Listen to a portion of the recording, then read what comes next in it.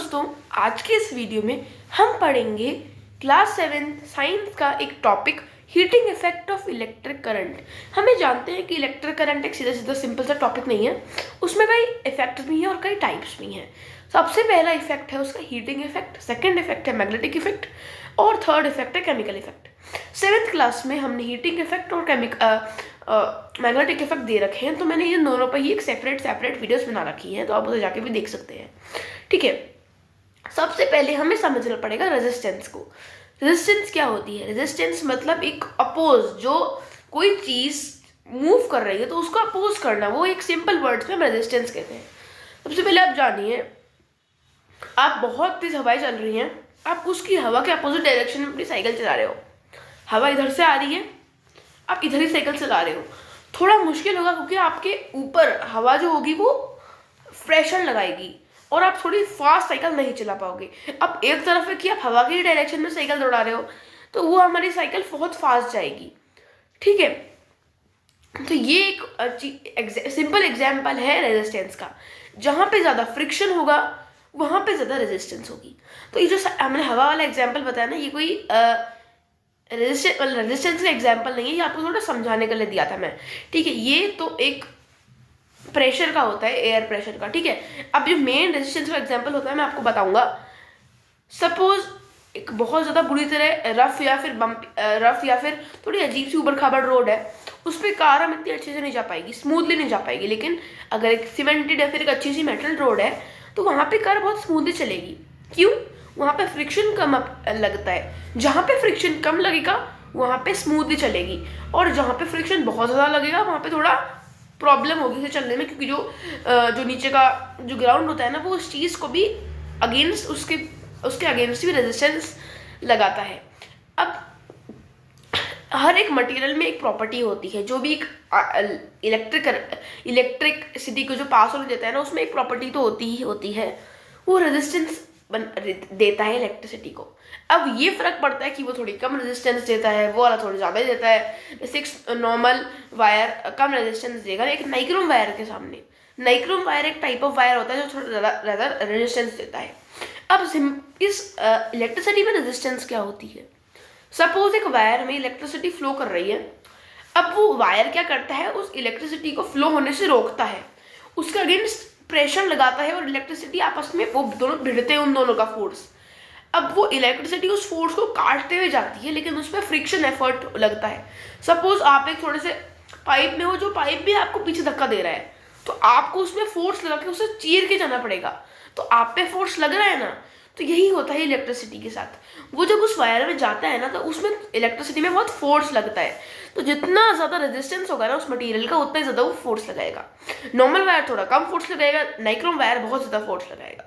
अब यही चीज़ डिपेंड करती है कि वो कितना गर्म होगा।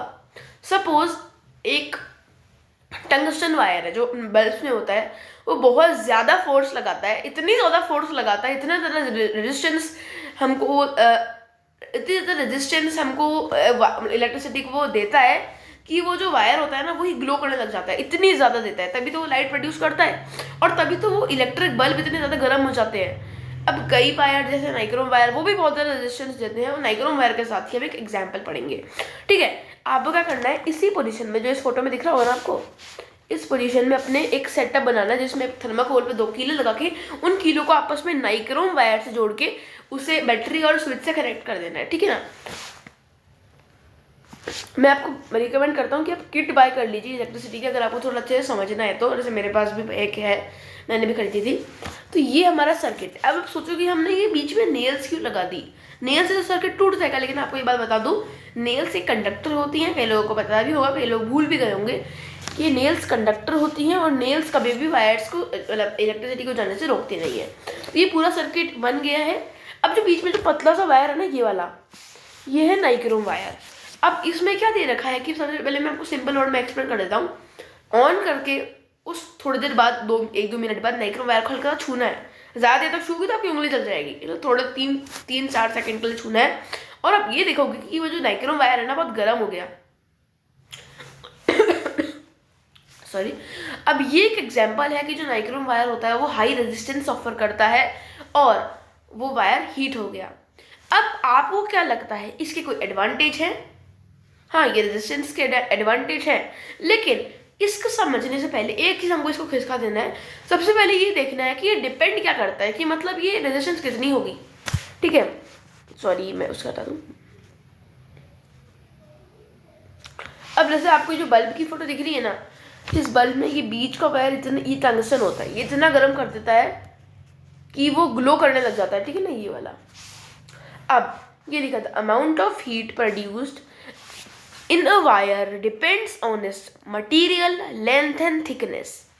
अब वो मटेरियल पे डिपेंड करता है, मैंने आपको बताया ना, अगर ऐसा मटेरियल होगा जो कम रेजिस्टेंस ऑफर करता होगा तो वो हीट नहीं होगा, हीट ज़्यादा प्रोड्यूस नहीं होगी। अब ये हीट जितनी प्रोड्यूस होगी ना उतना रेजिस्टेंस होगा, सिंपल सी बात है। Amount of heat is equal to amount of resistance. अब उसकी लेंथ कितनी है, अब सपोज 1 किलोमीटर लंबा वायर है तो ज़्यादा टाइम का है, उस इलेक्ट्रिसिटी को ज़्यादा टाइम बिताना पड़ेगा उस वायर में। ठीक है ना। अब अगर कोई 3 सेंटीमीटर छोटा सा वायर है तो उसमें तो 1 सेकंड में भी नहीं, बहुत जल्दी निकल जाएगी उसमें से। तो ठीक है, क्योंकि इलेक्ट्रिसिटी लाइट की स्पीड से के आसपास से मतलब करती है, लाइट की स्पीड से हल्का सा कम से। ठीक है, उतनी स्पीड होती है, लाइट की स्पीड के ऑलमोस्ट होती है इलेक्ट्रिसिटी की स्पीड। तो वो ज़्यादा देर तक उसमें रेजिस्टेंस ऑफर नहीं करेगा और वो ज़्यादा गर्म नहीं हो पाएगा। लेकिन अगर कोई बहुत बहुत बहुत ही लंबा वायर है ना, तो वो घंटे या 2 घंटे जितनी देर भी चलेगा ना, वो उतनी देर कर ले। घंटे 2 घंटे चले पाएगा इतना बड़ा वायर, लेकिन फिर भी थोड़ा सा लंबा वायर क्या करता है, ज़्यादा रेजिस्टेंस ऑफर करता है। ठीक है, क्योंकि उसमें ज़रा टाइम बताएगा वो इलेक्ट्रिसिटी उस वायर में। ओके, अब थिकनेस क्यों? अब अगर पतला सा वायर होगा ना तो रेजिस्टेंस कम ऑफर करेगा, और अगर मोटा वायर होगा तो ज़्यादा रेजिस्टेंस ऑफर करेगा। ठीक है, अब एक सिंपल सी बात है, जितनी रेजिस्टेंस ज़्यादा होगी ना उतनी ही हीट प्रोड्यूस होगी, क्योंकि जितनी रेजिस्टेंस होगी उतना ही वो प्रेशर लगाएगा और उतना ही हीट प्रोड्यूस होगी। मतलब more resistance more heat, less resistance less heat. ठीक है, अब सपोज आप एक बहुत कम मैग्नीट्यूड में इलेक्ट्रिसिटी पास कर रहे हो तो इतना ज़्यादा हीट प्रोड्यूस नहीं होगी। लेकिन अगर आप इतनी बहुत सारी इलेक्ट्रिसिटी पास कर रहे हो ना तो ज़्यादा गर्म होगा, क्योंकि वो अमाउंट बहुत सारी हो जाएगी, मैग्नीट्यूड बहुत ज़्यादा हो जाएगा। अब जितना मैग्नीट्यूड बढ़ेगा उतनी ही हीट बढ़ेगी, जितना ही मैग्नीट्यूड कम होगा उतनी ही हीट कम होगी। ठीक है, अब आपको क्या लगता है, ऐसे वायर जो इलेक्ट्रिक सर्किट बनाते हैं वो गर्म होते हैं क्या? वो गर्म नहीं होते। ठीक है ना, वो होते होंगे लेकिन उनके ऊपर प्लास्टिक की कवरिंग भी होती है, लेकिन वो नॉर्मली गर्म नहीं होते, क्योंकि वो हेल्प करने में होते हैं थोड़े, ताकि उनको पकड़ सकें हम थोड़ा। अब जैसे आप जानते हो इलेक्ट्रिक हीटर होता है ना, जो सबके आजकल तो सबके घर में लगा होता है, सर्दियों में सब लोग यूज़ करते हैं। उनमें क्या होता है, जो electric appliances, electric heater, solar heater, ये थोड़ा गर्म हो जाते हैं, ताकि गर्म होंगे।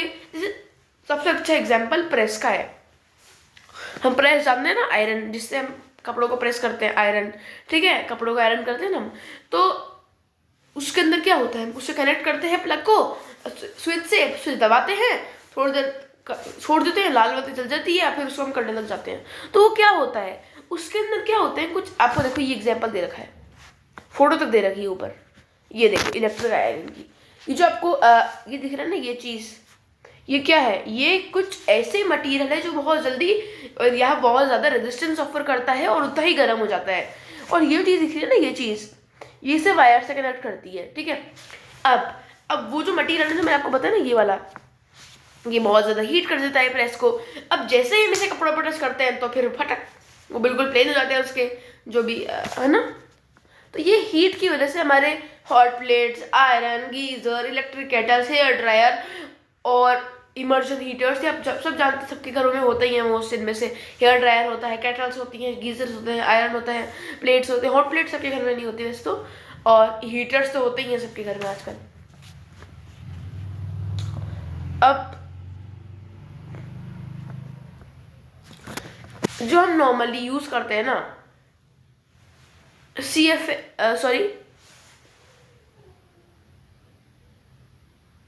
जो फ्लोरोसेंट ट्यूबलाइट्स होती है ना, इंसिडेंट या फिर इलेक्ट्रिक बल्ब्स, ये क्या जो हमारे घर में नॉर्मली लगे होते हैं ना, इनके इंसिडेंस इलेक्ट्रिक बल्ब, सॉरी है ना, इंसिडेंट्स इलेक्ट्रिक बल्ब क्या करते हैं, ये लाइटिंग के लिए तो यूज़ होते हैं लेकिन ये हीट भी गिव करते हैं, मतलब ये बहुत जल्दी गर्म हो जाते हैं। अब जिसमें टंगस्टन लगा होता है, ठीक है ना, अब ये जो ऊपर दिख रहा है ना, ये रहा ये वाला वायर इसमें टंगस्टन है, ओके। अब ये वाले बल्ब्स क्या करते हैं, बहुत हीट देते हैं हमको। तो अब सपोज आप सिर्फ और सिर्फ इलेक्ट्रिसिटी प्रोड्यूस कर रहे हो तो थोड़ी कम इलेक्ट्रिसिटी यूज होगी, तो लाइट प्रोड्यूस कर रहे हो तो थोड़ी कम इलेक्ट्रिसिटी यूज होगी, लेकिन उसके साथ साथ वो हीट भी प्रोड्यूस करते हैं, तो हीट प्रोड्यूस करने के लिए उसको ज़्यादा इलेक्ट्रिसिटी चाहिए होगी, तो ये वेस्टेज ऑफ इलेक्ट्रिसिटी यूज़ करते हैं। लेकिन अब जो नए आ रहे हैं ना कॉम्पैक्ट फ्लोरोसेंट लैंप्स, जो धीरे धीरे लगोगे घर में लगने हैं, वो इलेक्ट्रिसिटी एफिशिएंट सोर्सेज होते हैं। ये क्या करते हैं, इनमें वो नहीं होता, फिलामेंट ही अलग मटेरियल से बने होते हैं, ये इलेक्ट्रिक हीट प्रोड्यूस नहीं करते हैं, ठीक है, इसलिए इनको ज़्यादा प्रेफर करा जाता है। अब कुछ होता है ना ISC मार्क, जो अभी हमारे जो फ्यूजेस में या फिर जो MCB होती है ना, मिनीचर सर्किट ब्रेकर, अभी हम इसके बारे में पढ़ेंगे, ये क्यों, इसकी ज़रूरत क्यों होती है, क्यों होता है और क्या करता है और इसकी हेल्प क्या होती है। वैसे आपको बता दूं, अगर MCB या फिर फ्यूज़ नहीं होगा ना तो शायद आज जिसमें भी हल्के से भी शॉर्ट सर्किट होगा ना वो पूरा घर ही जल जाएगा, पता होगा कैसे, अगर थोड़ा सा भी शॉर्ट सर्किट या फिर वहाँ पे फायर हो जाएगी। ये जो आपको मार्क दिख रहा है ना, ये वाला, इसे कहते हैं ISC मार्क। ये क्या करता है, ये हमको बताता है कि ये जो आइटम होता है ना, वो एक तो सबसे पहली बात क्या करता है, वो बताता है कि ये इलेक्ट्रिसिटी एफिशिएंट है, सेफ है और ये इजी टू यूज़ है। मतलब ये आपको जो मार्क दिख रहा है ना, इसका मतलब होता है ISC मार्क।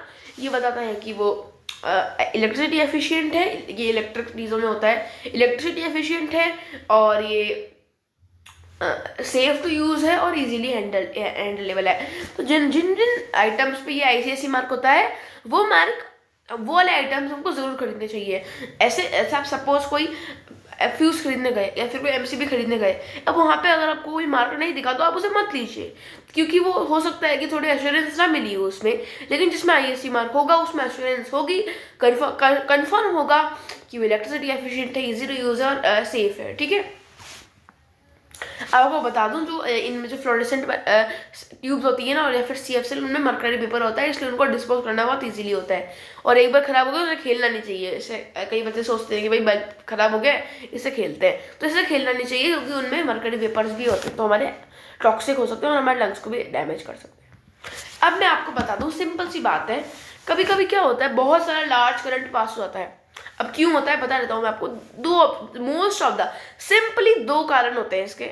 फर्स्ट होता है शॉर्ट सर्किट और सेकंड होता है ओवरलोडिंग। सपोज एक स्विच है आपके पास, उस स्विच में अपने 3000 वायर लगा, सॉरी 3000 नहीं, 3-4 वायर लगा रखे हैं, है ना। अब वो पहले 3 लगा रखे, फिर 4 लगा दिए, फिर 5 लगा दिए, फिर 6 लगा दिए, ऐसे भर दिए आपने, तो अब वो क्या होगा, हर जगह फैलेगी, और अगर हल्के से भी दोनों वायर में हल्का सा भी कॉन्टेक्ट हुआ ना, तो क्या होगा, वो वायर में हल्का सा स्पार्क डेवलप होगा। अब जैसे ही वो स्पार्क उस प्लग्स के द्वारा उस वायर में जाएगा ना, हर जगह वो जो इलेक्ट्रिसिटी होगी ना, वो फायर में कन्वर्ट हो जाएगी, और क्या होगा, शॉर्ट सर्किट, ठीक है। तो ये कारण होता है ओवरलोडिंग। जब हम एक ही स्विच में या फिर एक ही प्लग में बहुत सारे घुसा देते हैं ना, सोर्स मतलब खींचने वाले चार्जर्स या फिर सॉकेट, सिंगल सॉकेट में अप्लायंसेस कनेक्ट कर रखी होती है हमने, ओके। अब क्या होता है, सबसे पहले आपको बता दूं, 3 तरह के वायर होते हैं, लाइव वायर, और ये होता है अर्थ वायर ग्रीन कलर का, अरे सॉरी, ये होता है अर्थ वायर, ये होता है एक और ये वायर होता है, एक सेकेंड, ये हो गया एक वायर, और एक हो गया ये वाला वायर, और एक हो गया ये वाला वायर। अब आपको ये 3 कलर में वायर दिख रहे होंगे ना, मैं आप सोच रहे होंगे 3 कलर में क्यों बनाए हैं। जिनके अभी घरों में कोई काम चल रहा है, कोई विजिट करने गए हो ना, आप देखोगे कि वहाँ पे एक ब्लैक कलर का होता है, एक न्यूट्रल वायर होता है, सॉरी एक ब्लैक होता है, एक ग्रीन होता है, एक रेड होता है। कभी आप चेक करना, बहुत सारे होते हैं लेकिन इन तीनों में से ही होते हैं, ठीक है।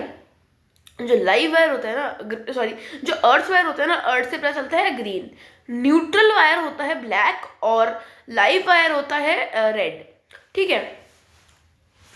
अब कभी कभार क्या होता है, ये समझ लीजिए कि मैं ये कर दूं, ये दोनों ये दोनों आपस में कनेक्ट हो गए ना तो फिर फायर, तो फिर हर जगह आग लग जाएगी। आग क्यों लगेगी? क्यों? यहाँ पे शॉर्ट सर्किट होता है। अगर बहुत बड़ा प्रोजेक्ट है ना इलेक्ट्रिसिटी का, या फिर कोई बड़ा पोल है, या फिर कोई इलेक्ट्रिसिटी का सोर्स है, अगर वहाँ पे ऐसा हुआ ना तो शायद फायर भी लग सकती है बहुत बड़ी। क्यों? जो लाइव वायर और न्यूट्रल वायर जब आपस में मिलते हैं ना, तब क्या होता है, एक रिएक्शन टाइप होता है। रिएक्शन नहीं होता, मतलब एक चेंज होता है दोनों वायर्स में। और आप क्या सोच सकते हैं, मतलब हद से ज़्यादा क्या हो सकता है, उसमें रेजिस्टेंस होता है ना, वो जीरो हो जाता है। मतलब जब ये दोनों वायर आपस में मिलते हैं तब रेजिस्टेंस जीरो हो जाता है, और कुछ भी नहीं होता कि वो स्पीड से जाने वाले इलेक्ट्रिसिटी को कोई रोक पाए। और जैसे ही वो बहुत स्पीड से जाएगा, वैसे ही बहुत सारा अमाउंट ऑफ इलेक्ट्रिसिटी आने लगेगा, और हर जगह शॉर्ट सर्किट शुरू हो जाएंगे, क्योंकि ओवर पावर हो जाएगा पूरा वायर, पूरा सारा जो पूरा सोर्स है वो ओवर पावर हो जाएगा, और ओवर पावर होने से स्पार्क्स इमर्ज होते हैं और फिर फायर भी लगती है। मैंने क्या कहा, न्यूट्रल वायर और लाइव वायर जब कनेक्ट होते हैं, नो रेजिस्टेंस, और फिर क्या होता है, शॉर्ट सर्किट शुरू हो जाते हैं। तो मैंने आपको दो करंट बता दिए, ओवरलोडिंग और शॉर्ट सर्किट। ये दोनों कारण होते हैं एक्सेसिव फ्लो ऑफ सर्किट के। Okay, excessive flow of current. अब अगर आपको बचना है इन चीज़ों से, क्या कर सकते हैं? पहले मैं एक सर्किट बनाता हूँ। ये सर्किट,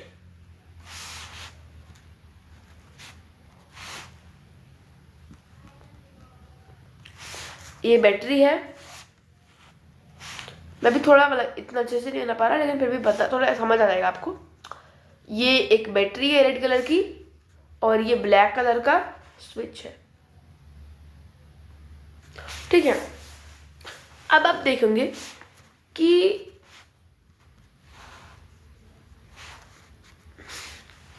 ये सब नहीं बता रहा, मैं आपको सिंपली बता देता हूँ। एक सर्किट में क्या होता है, जब एक बड़ा इंपॉर्टेंट सर्किट होता है ना, तब कभी कभार क्या होता है, हल्के से मैंने आपको बताया ना, एक्सेसिव फ्लो ऑफ करंट हो जाता है। अब जब एक्सेसिव फ्लो ऑफ करंट होता है ना, तब मैंने आपको बताया ना, फायर लग सकती है, या फिर ओवरलोडिंग हो जाती है, ओवर पावर हो जाता है। तो इसी चीज़ को रोकने के लिए क्या लगे होते हैं, फ्यूज लगे होते हैं। फ्यूज कैसे होते हैं?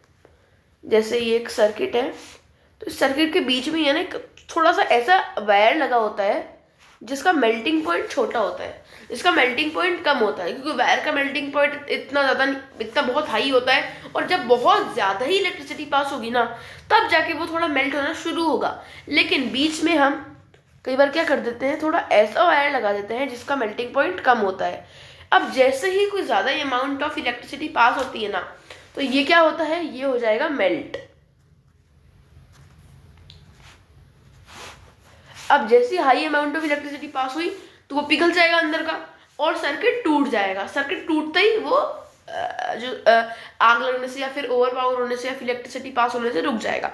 अब अगर आपको कुछ समझ नहीं आया होगा ना अभी तक इस चीज़ में, तो आप सिंपली ये सोचिए, आपने एक सर्किट के बीच में वूल का वायर लगा दिया, या कोई ऐसा वूल का वायर नहीं, ऐसे एक थ्रेड लगा दी जो इलेक्ट्रिसिटी पास होने देती है, लेकिन वो थोड़ी पतली सी या फिर थोड़ी कमज़ोर है।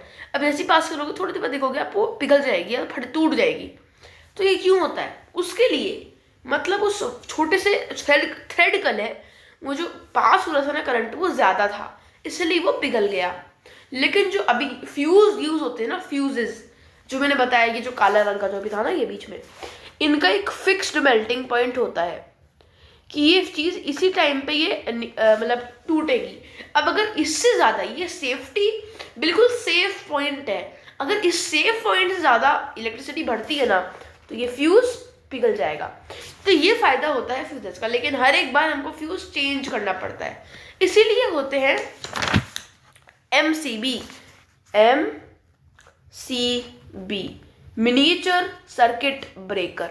ये क्या करते हैं, जो हमने घर में देखे होते हैं, जो आपको फोटो में दिख रही होगी मिनिएचर सर्किट ब्रेकर की, इनमें तो दो छोटे से लीवर टाइप लगे हैं ना, ये लीवर जैसे ही इलेक्ट्रिसिटी ज़्यादा पास होती है ना, तो नीचे जाते हैं, और जैसे नीचे होंगे इलेक्ट्रिसिटी को काट देते हैं और सर्किट टूट जाता है। तो ये फ़ायदा होता है MCB का। और जब हम इलेक्ट्रिसिटी नॉर्मल हो जाती है तभी ऊपर कर देता है। अब कहते हैं ना वोल्टेज का माना, वो क्या होता है, वोल्टेज का माना मतलब होता है एमसीबी का लेवल नीचे हो जाता है जब ज़्यादा अमाउंट ऑफ, जैसे मेरे घर में तो 6 से बंद हुआ है ऐसा कि जो वोल्टेज होती है वो कम होती है, मतलब एमसीबी नीचे हो जाती है। मतलब अगर हमारे घर में एमसीबी नहीं होती ना तो शायद हमारे घर में शॉर्ट सर्किट हो जाता। ठीक है, तो ये फ़ायदा होता है एमसीबी का। अब हमको पता है एमसीबी में भी है ना, एमसीबी में हमको आईसीआई मार्क को देखना पड़ेगा, तभी वो अच्छी क्वालिटी एमसीबी हमको पता चलेगी। ठीक है, तो ये हमारा जो इस वीडियो में हमने इस टॉपिक को कंप्लीट कर दिया। एक बार आपको मैं सब रिवाइज करा देता हूँ। हमने अभी तक जो भी पढ़ा, रेजिस्टेंस क्या होती है, जो रेजिस्टेंस होती है एक फ्रिक्शन जो एक वायर ऑफर करता है इलेक्ट्रिसिटी को। जितना ही रेजिस्टेंस ज़्यादा होगा उतनी हीट होगी, जितना रेजिस्टेंस कम होगा उतनी हीट कम होगी। और उसके बाद क्या था, हाँ, इसके फायदे होते हैं कि जब हम इलेक्ट्रिक हीटर्स या जो आयरन होती है ना, जैसे उसमें इलेक्ट्रिसिटी पास होगी वो हीट होगा और उसमें प्रेस होने लग जाएगा, फिर आयरन होने लग जाएगा और जो खाना होगा वो पक जाएगा, इसलिए। और जैसे एक मैंने आपको बताया नाइक्रोम वायर, जिसका रेजिस्टेंस बहुत हाई होता है इसलिए वो बहुत जल्दी हीट हो जाता है। उसके बाद हमने पढ़ा CF सेल और LED बल्ब्स के बारे में। उसके बाद हमने सबसे इंपॉर्टेंट बात पढ़ी फ्यूज़। फ्यूज़ में क्या होता है, एक फिक्स्ड मेल्टिंग पॉइंट होता है। अब जो उसका मेल्टिंग पॉइंट होता है ना, वो जो सेफ्टी होता है ना, सेफ्टी जितना बिल्कुल सेफ होता है ना, मतलब जो एक है हमारे पास है सेफ, सपोज ये एक हमारे पास पॉइंट है, ये बिल्कुल सेफ पॉइंट है, इसके ज़्यादा आएगा, सॉरी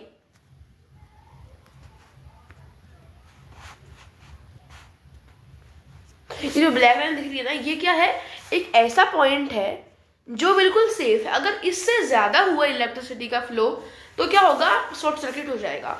अब जो फ्यूज़ होता है ना, फ्यूज़ उसका मेल्टिंग पॉइंट होगा ये। अब जैसे ही इसके ज़्यादा जाएगा तो फ्यूज़ पिघल जाएगा और सर्किट टूट जाएगा।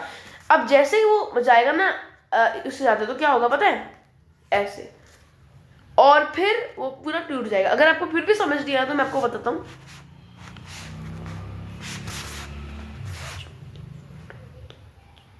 ठीक है, ये सेफ्टी पॉइंट है इसका, इससे ज़्यादा जाएगा तो ख़त्म। ठीक है, जितना इसका मेल्टिंग पॉइंट है। अब सपोज इससे ज़्यादा आ गया, मतलब इसके ज़्यादा इलेक्ट्रिसिटी आ गई। अब एक बार क्या हुआ हमारे घर में, सपोज इससे ज़्यादा इलेक्ट्रिसिटी आ गई। अब क्या होगा, इसका इलेक्ट्रिक ज़्यादा आ गई तो अब जो ये फ्यूज़ है ना, ये पिघल जाएगा क्योंकि इसका मेल्टिंग पॉइंट ज़्यादा होगा। अब देखो ये बीच में गैप आ गया, मेल्टिंग पॉइंट कम होगा उससे। ठीक है, अब एक गैप आ गया, अब एक गैप आता ही इलेक्ट्रिसिटी टूट जाएगी और इलेक्ट्रिसिटी यहाँ से वहाँ नहीं जा पाएगी। ठीक है, और जो शॉर्ट सर्किट होने से हम बच जाएंगे। अब इसकी जगह पे फ्यूज़ बार बार रिप्लेस करने पड़ते हैं। लेकिन आपको बता दूँ, कभी भी किसी खराब फ्यूज़ से खेलना मत, क्योंकि उसमें भी वेपर्स होते हैं मरकरी के। तो एक होती है एमसीबी जो ऑटोमेटिक ही उसका लीवर डाउन हो जाता है और इलेक्ट्रिसिटी कट जाती है, और जैसे ही वो वापस आता है नॉर्मल हो जाता है तब हम लेकिन आपको पता है एक बात, एक इंटरेस्टिंग बात, जब उसका हाई पावर ऑफ इलेक्ट्रिसिटी आती है ना तो वो एमसीबी का लीवर ऊपर नहीं होता, वो नीचे रहता है, फिर हम उसे कुछ भी करके ऊपर नहीं कर सकते। लेकिन जब वो नॉर्मल हो जाती है ना तभी वो ऊपर होता है। ठीक है, सपोज हमने ऊपर की वापस इलेक्ट्रिसिटी ज़्यादा आ गई तो ऑटोमेटिक नीचे हो जाएगा। वो नीचे रहे कि मतलब इलेक्ट्रिसिटी बहुत ज़्यादा आ रही है और लेकिन वो ऊपर नहीं होता, उससे कुछ भी कर दो टूट जाएगा लेकिन ऊपर नहीं होगा वो, ये फ़ायदा होता है। और ICI मार्क देखना पड़ेगा आपको हर एक इलेक्ट्रिसिटी आइटम पे, ताकि आपको अच्छा और सेफ आइटम मिले। थैंक यू, इस वीडियो को ज़रूर देखिए और चैनल को सब्सक्राइब और वीडियो को लाइक करना मत भूलना।